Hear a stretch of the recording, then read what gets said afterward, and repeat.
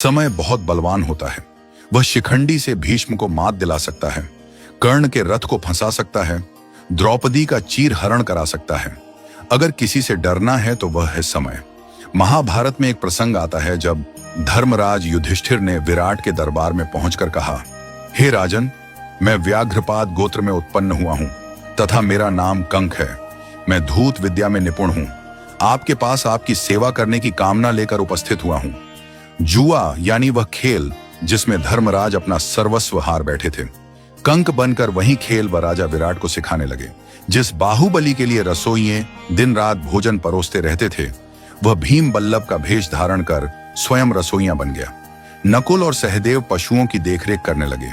दासियों से घिरी रहने वाली महारानी द्रौपदी स्वयं एक दासी सैरिंद्री बन गई। और वह धनुर्धर, उस युग का सबसे आकर्षक युवक, वह महाबली योद्धा, वह द्रोण का सबसे प्रिय शिष्य, वह पुरुष जिसके धनुष की प्रत्यंचा पर बाण चढ़ते ही युद्ध का निर्णय हो जाता था, वह अर्जुन एक नपुंसक बन गया। युधिष्ठिर राजा विराट का अपमान सहते रहे। पौरुष के प्रतीक अर्जुन एक नपुंसक सा व्यवहार करते रहे। नकुल और सहदेव पशुओं की देखरेख करते रहे। भीम रसोई में पकवान पकाते रहे और द्रौपदी एक दासी की तरह महारानी की सेवा करती रही। पांडवों के लिए वह अज्ञातवास नहीं था। अज्ञातवास का वह काल उनके लिए अपने परिवार के प्रति अपने समर्पण की पराकाष्ठा थी।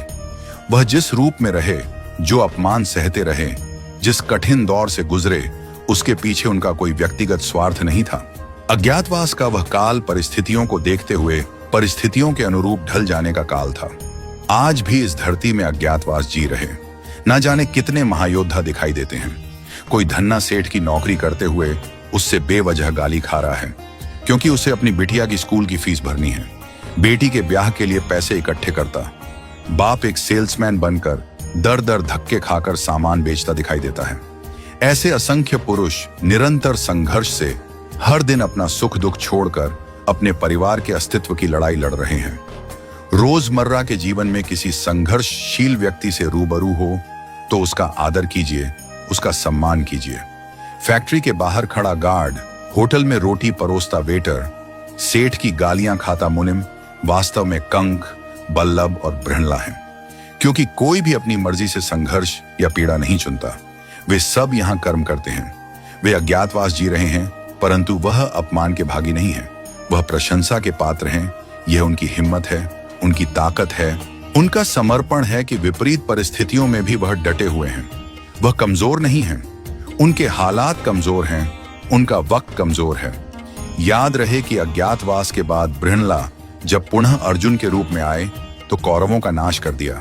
पुनः अपना यश, अपनी कीर्ति सारे विश्व में फैला दी।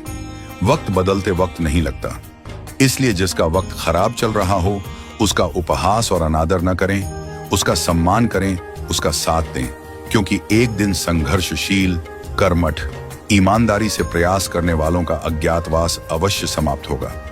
समय का चक्र घूमेगा और बृहणला का छद्म रूप त्याग कर धनुर्धर अर्जुन इतिहास में ऐसे अमर हो जाएंगे कि पीढ़ियों तक बच्चों के नाम उनके नाम पर रखे जाएंगे।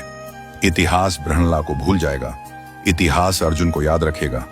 हर संघर्षशील, लग्नशील और कर्मठ व्यक्ति में बृहणला को मत देखिए, कंक को मत देखिए, बल्लभ को मत देखिए। हर संघर्षशील व्यक्ति में धनुर्धर अर्जुन को देखिए, धर्मराज युधिष्ठिर और महाबली भीम को देखिए। यही नियति है, यही समय का चक्र है, यही महाभारत की भी सीख है।